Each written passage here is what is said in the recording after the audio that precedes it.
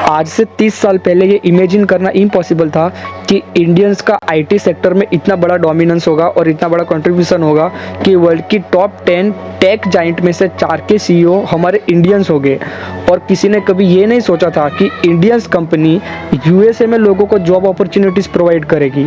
और इतने Indians USA में हो गए एज अ सॉफ्टवेयर डेवलपर, जो कि it heartening to see Indians are hold top positions in the top IT companies in the USA as well as countries and other countries in the world। 1991 में Indian IT industry का रफली 0.4% country की GDP में contribution था, जो कि आज के समय में 8% और उससे भी ज़्यादा हो चुका है। और इंडियन आईटी सेक्टर के स्टेटस की बात आपको बताऊँ तो पूरे दुनिया के टेक स्टार्टअप में से 12% टेक स्टार्टअप्स इंडियन बेस्ड है। और इंडिया में आईटी सेक्टर की शुरुआत 1974 में हुआ था, जो कि आज पूरी दुनिया का सॉफ्टवेयर सर्विस का एज अ बैक ऑफिस है। उसमें लिबरलाइजेशन ने उसे बूस्ट करने में एक इम्पोर्टेंट रोल प्ले किया है। इंडियन आईटी सेक्टर द्वारा हर दिन एक नई सफलता की कहानी लिखी जा रही है।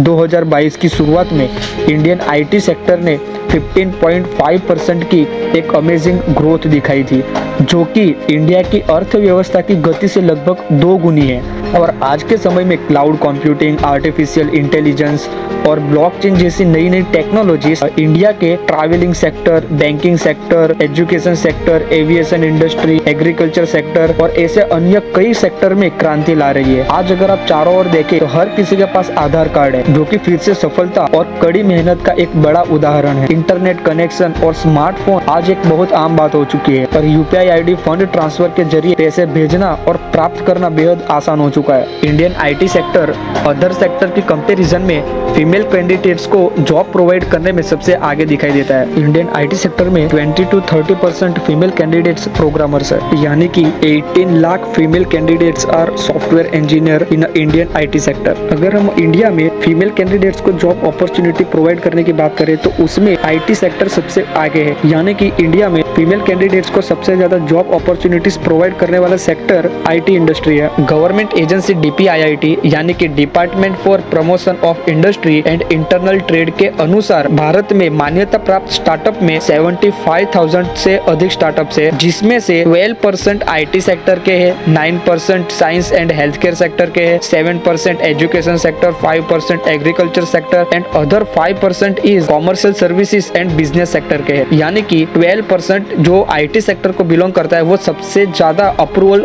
स्टार्टअप में से एक है। इंडिया में बहुत सारे स्टार्टअप्स ने अच्छा प्रदर्शन भी किया है। पिछले कुछ सालों में कई सारे यूनिकॉर्न सामने आए जो कि एम्प्लॉयमेंट प्रोवाइड करने के साथ साथ देश के विकास में एक बहुत बड़ा योगदान दे रहा है। लगभग हर दिन एक नई अचीवमेंट हमें आईटी सेक्टर के द्वारा सुनने मिलती है। इंडियन आईटी सेक्टर ने साबित करके दिखा है कि अगर 100 समस्या है तो इंडियन के पास उसके करोड़ों समाधान है। आज के समय में Indian IT companies mainly international businesses पे फोकस कर रही है।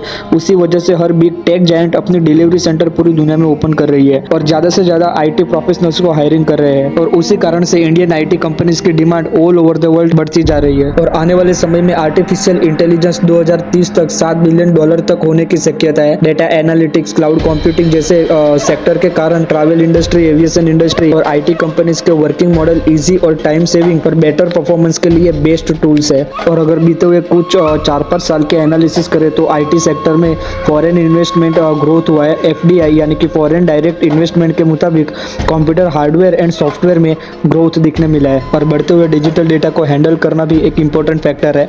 आज के टाइम में डेटा सिक्योरिटी कोर नीड है, जिसके कारण इंडिया में बिग डेटा का मार्केट वैल्यू $132.63 बिलियन का हो चुका है, यानी कि 2021 के मुताबिक, और जो कि $558.24 बिलियन तक पहुंच जाएगी 2027 तक। और प्रेजेंट कंडीशन के मुताबिक पूरी दुनिया में टॉप 10 कंट्रीज में इंडिया एक है, जो कि 600 डेटा एनालिटिक्स फर्म्स वर्किंग में है। लेकिन अब तक तो बात हुई एडवांटेजेस की, लेकिन उसके सामने कई सारे चैलेंजेस भी अभी भी है, जैसे कि semiconductor technology, protection against cyber attacks, risk of outsourcing, जैसे कि कई सारी out of IT sector businesses अपने बिजनेसेस के लिए बैकएंड के वर्क के लिए और कंपनी रेपुटेशन के लिए और कॉस्ट रिडक्शन के लिए अपनी खुद की प्राइवेट आउटसोर्सिंग कंपनीज ओपन करने लगे हैं। जैसे कि जेपी मॉर्गन और आईबीएम की $5 बिलियन की कैंसिल डील, यानी कि जेपी मॉर्गन्स केस ने अपने बिजनेस के लिए 2002 में मुंबई में अपनी खुद की IT services back office establish की थी, जिसके कारण जेपी मॉर्गन केस ने आईबीएम के साथ किया 7 साल का $5 बिलियन का कॉन्ट्रैक्ट कैंसिल कर दिया था, जिसके कारण आईबीएम को बहुत बड़ा घाटा हुआ था। और दूसरा मेजर चैलेंज है जो कि आईटी सेक्टर में साइबर अटैक्स। हाल ही में आई नई रिपोर्ट के अनुसार इंडिया, यूएसए, इंडोनेशिया और चाइना में हो रहे साइबर अटैक में से 45% साइबर अटैक्स गवर्नमेंट एजेंसीज पे हो चुके हैं। जैसे कि हाल ही में एम्स में चाइनीज हैकर ने 100 सर्वर में से 5 सर्वर को हैक कर लिया था। इंडिया में बिग ऑर्गेनाइजेशन पे भी बहुत सारे साइबर अटैक हो चुके हैं, जैसे कि SBI data breach in January 2019, Justdial data breach in April 2019, health care record breach August 2019, Unacademy data breach May 2020, BigBasket for sale on dark web October 2020, COVID-19 test result of India in January 2021, just pay और sale on dark web in January 2021, police exam applicants data leak in January 2021, Upstox reset password in April 2021, air India cyber breach in May 2021। तो इस तरह India में IT sector India की